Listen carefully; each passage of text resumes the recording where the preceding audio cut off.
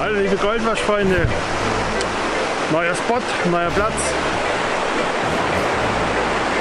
Ich glaube, einige kennen ihn ja schon.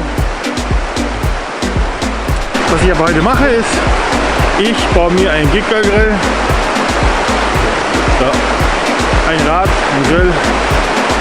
Ich freue mich jetzt schon wie ein Kind auf die ganze Zeit schon. Mal gucken, ob ich es zusammenbringe. Bin gespannt. Ciao.